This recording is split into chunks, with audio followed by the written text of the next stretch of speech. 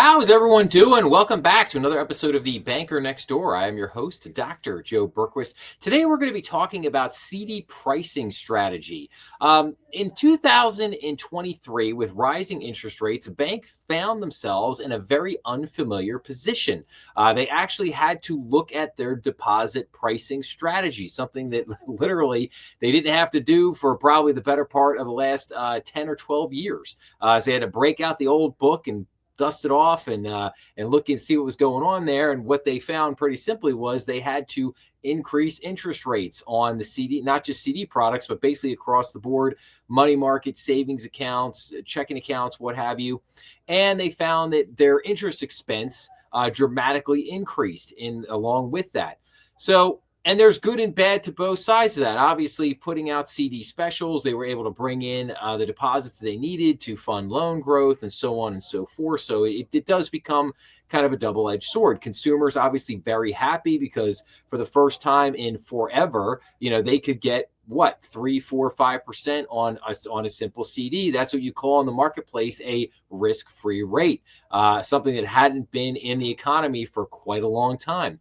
Now, with rates starting to come down a little bit and with potential further rate decreases on the horizon with the Federal Reserve, I wanted to take a look at this article here today from Independent Banker magazine titled, "Why Community Banks Are Revamping Their CD Strategies." So certificates of deposits are nothing new, but their product's reputation for reliability is leading some community banks to reposition and market them more competitively. So back in the early 1800s, when banks in the United States first started offering certificates of deposits, customers would receive ornate paper certificates as proof of deposit. Today, CDs are digitalized, but they remain very popular, largely due to their reputation as one of the soundest financial vehicles available. John Blizzard, president and CEO of 960 million asset Seattle Bank in Seattle, says CDs became new again. When interest rates jumped in 2023, the savvy CD saver is a huge underserved customer base. He says CDs require customers to lock their money away from anywhere from 1 month to multiple years, and there's a penalty for early withdrawals. But with their guaranteed rate of return and FDIC backing, they provide Americans with a safe haven for their money, and community banks are leaning into these attractions. So Seattle Banks sees so much potential in this product that it created CD Valet, an online marketplace where customers can compare rates from community financial institutions across the country. And other community banks are finding new ways to market these products and unlock a new business. So CD education is key. A large part of marketing CDs is educating customers, particularly young ones, on their value, particularly the higher interest rates they can earn in comparison with standard savings accounts. Part of this education is that interest rates change over time. About 40 years ago, for example, the annual percentage yield, or APY, on a one-year CD was over 11%. Those are good times, good times. Then in the aftermath of the 08-09 recession, average rates on short-term CDs plummeted to below 1% APY. Today, with the Federal Reserve raising its benchmark rates 11 times in 2022 and 2023, rates have climbed back up to competitive yields, also known in the marketplace as a risk-free rate. And again, after 08 and 09, the Fed went to what they called ZIRP, the zero interest rate policy, which kept rates artificially low for the better part of over 10 years. And that's what led us to below 1% annual APY. So such historic ups and downs have left a knowledge gap for customers. To address this, Blizzard recommends educating younger savers and re-educating established investors who could have savings stagnating in low-earning accounts unaware of higher interest earning CDs. Marketing competitively. So big national banks' products may dominate online spaces due to their larger advertising budgets, but community banks know how to market to their existing and potential customers. Current interest rates, yield curve, and demand for liquidity have created an environment where pricing on CDs is more favorable to other products and is driving customer selection, says William Loving, CEO of 782 million asset Pendleton Community Bank in Franklin, West Virginia. Loving says his community bank is focused on promoting competitive short-term CD specials in its markets to both draw attention from prospective customers and retain current customers. We promote our specials both digitally and in the branch, he says, and we train our team members to be proactive in cross-selling the product specials to customers who may have deposits at other institutions or those looking to earn a higher return on their current deposits. Blizzard has a similar perspective. When leveraging and marketing strategically, CDs can be an effective tool for attracting high value savers, he says. And after the CD is secured, banks have months to engage that consumer and retain the relationship. He adds that Seattle Bank has a retention rate of about 70% with CDs, and his organization can often bring CD customers into a full banking relationship. Personal service always wins. So Community Bank Mankato in Mankato, Minnesota is one of a surprisingly large number of financial institutions competing for customers in a relatively small market. Mankato is a city of just under 50,000 people. Mike Ogard, COO of the 550 million asset community bank, says they win on customer service. Our market has rates similar or higher than the national market, he says. The key for us is in the customer contact we provide. Our personal and business bankers are proactive on CD renewals, and that contributes to our high retention rate. Service over rate, and we do not have to be the highest in the market.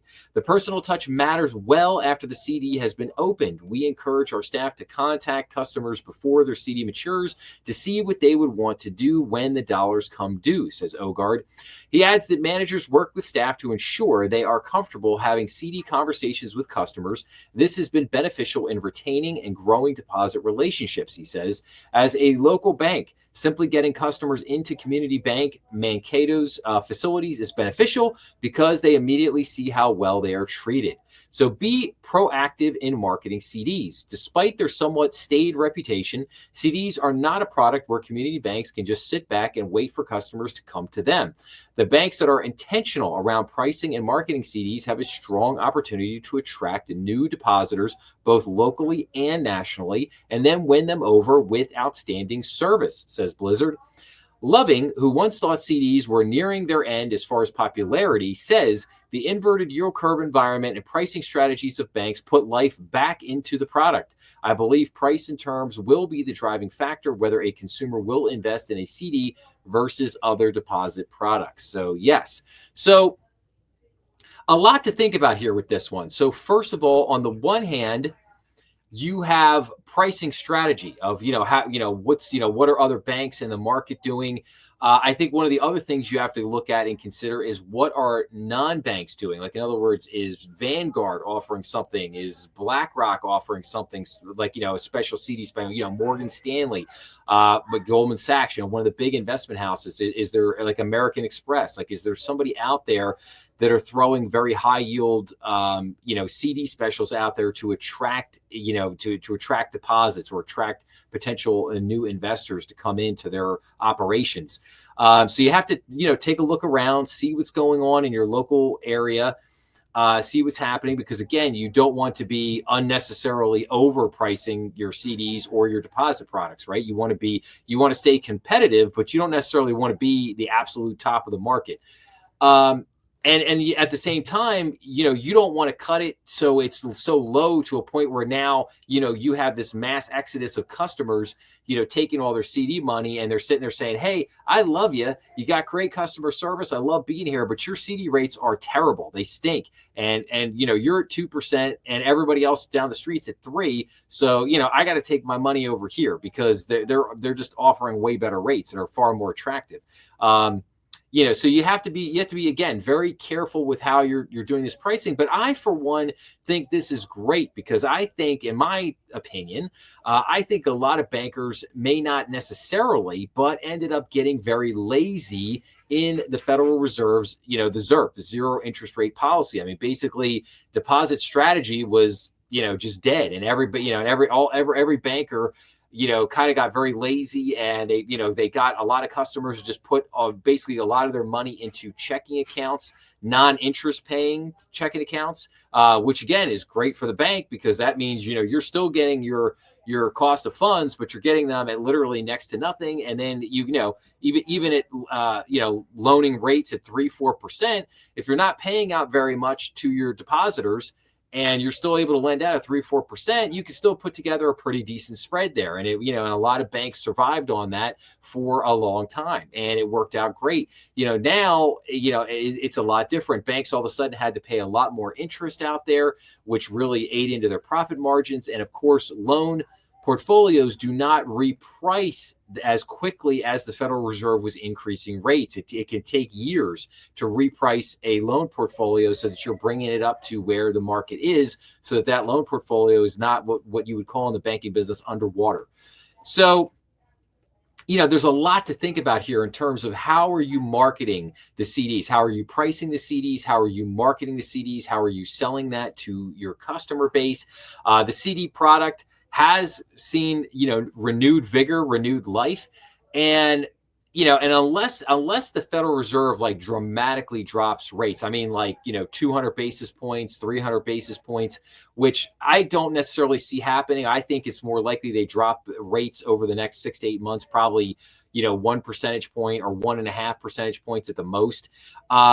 Which could take CD rates back down to, maybe even 1% or 1.5%. So not overly attractive, but if that's where everybody is still at, if as rates come back down, if 1.5% is the best you could get out in the market, it's the best you can get out in the market. But again, banks just need to think about all these things again. You need to think about your overall retail strategy, which I think is great. I think in a lot of respects, it makes the business more fun. You actually got to look at what your competitors are doing again, and you got to do some research, and you got to keep your eye on what's going on, and you got to talk to your customers and see what's working for them and what isn't. So, but anyway, like I said, I thought people would find this kind of interesting. Again, the CD product again was kind of laid dormant there for a long time, but now last couple of years it's back in action. So something to pay attention to. So with that being said, I hope everyone liked this episode. If you do, please make sure to like, share, and subscribe. That always helps the channel. Remember, we are on YouTube, Rumble, and all major podcast platforms. Please be sure to leave your comments down below. And as always, make sure to check out some of the other content on the channel. I thank everyone for listening. Have a great day out there, and I will see everyone again real soon. Thanks a lot.